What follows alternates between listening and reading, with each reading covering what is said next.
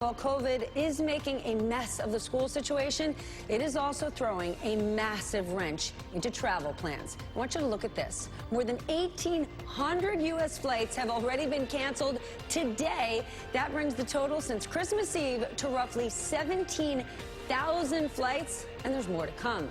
JetBlue preemptively canceling 1,200 flights through mid-January because of COVID-related staffing issues. And of course, all of this is happening just as a major winter storm is pounding the Midwest and the East Coast. And I want to start right there. NBC's Morgan Chesky is at Love Field Airport in Dallas. Sara Nelson is the president of the Flight Attendants Union. And Henry Hartefelt is an analyst for the travel industry. Morgan, I was one of those people. I had flights canceled over the weekend. Just today, 1,800 more are canceled. Why is all of this happening now? And what happens to people when the airline says, oh, we'll rebook you 2-3 days from now? Yeah, it's tough rough going for so many travelers out there right now. You mentioned those 1,800 cancellations. You can add about 1,000 delays on top of that. And no matter where you really go in the country, travelers are coming up against a bad 1-2 punch here. You have a winter blast that's impacting a large portion of the nation. And then you have the Omicron variant, which is wreaking havoc on airlines and their staffing, causing temporary shortages, causing some of those cancellations and delays as airlines are scrambling to make sure that planes are fully staffed. And right now, we know that here in Dallas, there's no significant delays to speak of, but this really has caused a trickle-down effect as millions of people are trying to get home after the holidays. AAA calling yesterday really the final big push of people traveling out and about. We had a chance to speak to one traveler yesterday. Here's what they had to say. Take a listen. Oh, so we're thinking it's about an hour delay, but we're going to go check the monitors and make sure it's only an hour. So You think it could be more? Possibly. Might be staying in Dallas a little longer. Might have to extend our vacation. Yeah, extending a vacation, kind of a best-case scenario, but we've spoken with travelers that are facing worst-case scenarios as well. One family in particular, Steph, went to Orlando for the holiday. They had a morning flight to go back home to Iowa. The airline delayed their flight, canceled their flight, then did not offer an option to rebook. As we speak right now, that family is making a 22-hour drive from Orlando back to Iowa, trying to get back home in time to keep their business open. So this is playing out all across the country, Steph. AAA says really expect that holiday rush to die down in the days ahead, but certainly no relief for folks who are stuck or are facing those cancellations. And I should add, you are entitled to a full cash refund if your flight is canceled. Steph? Full cash refund, but you still got to get home. Henry, how unusual is this situation? It's been happening now for a week and a half. Have you ever seen anything like it? Stephanie, I've been in this industry a long time, and I've never seen anything like this. I don't think Sarah's seen anything like this. None of us have. You have Omicron, you have bad weather, and the Omicron virus isn't just affecting airlines, it's affecting the FAA. We have had air traffic control centers at airports like DFW shut down. There is concern that there won't be enough people working to operate all the control towers. So that could exacerbate the problems. So this is just a disaster on top of a disaster on top of a disaster.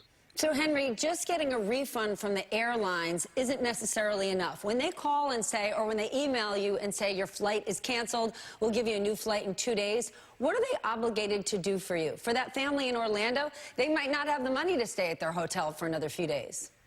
Well, again, it all depends. If it's Omicron, you can see if the airline will reimburse you for hotels and other incidentals. Some airlines may, some won't. Some airlines, most airlines, can rebook you on other airlines if there are seats available, but there may not be. Some airlines, like Southwest, don't do that.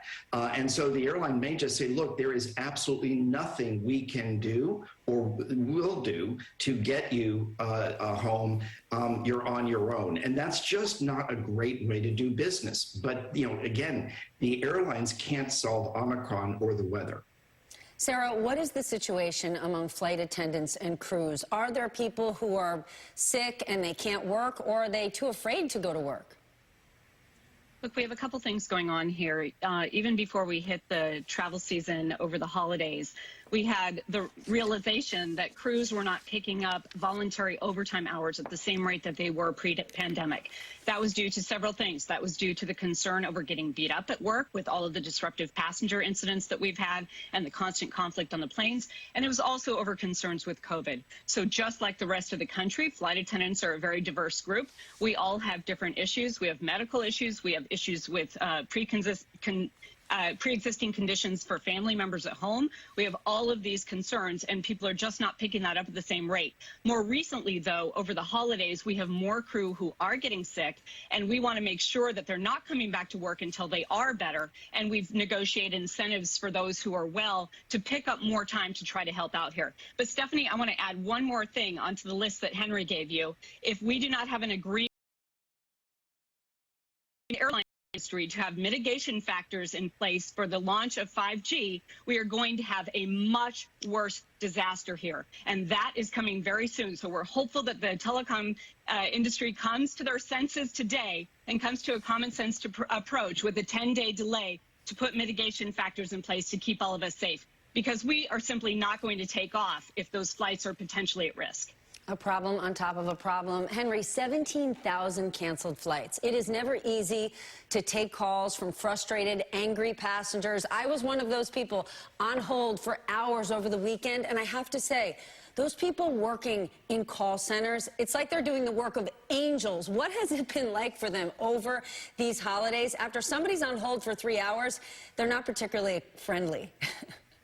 No, they're not. And in fact, some airlines have even admitted that the hold times are as long as 20 hours. So first, if you are having a problem getting with your flight, if your flight's been delayed or canceled, go to the website, go to the airline's mobile app or travel agency if you book that way. See if you can rebook yourself online. Some airlines offer chat either through their websites or mobile apps. Some have support on Twitter or use Facebook Messenger or WhatsApp.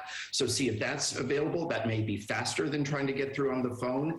But if you do get on the phone, the agent will do everything she or he can, but just understand it's not like they can snap their fingers and make an airplane and crew appear out of thin air. They are working with the same limitations everybody is facing within that airline. They are doing the best they can. Thank you all so much. We appreciate you joining us this morning.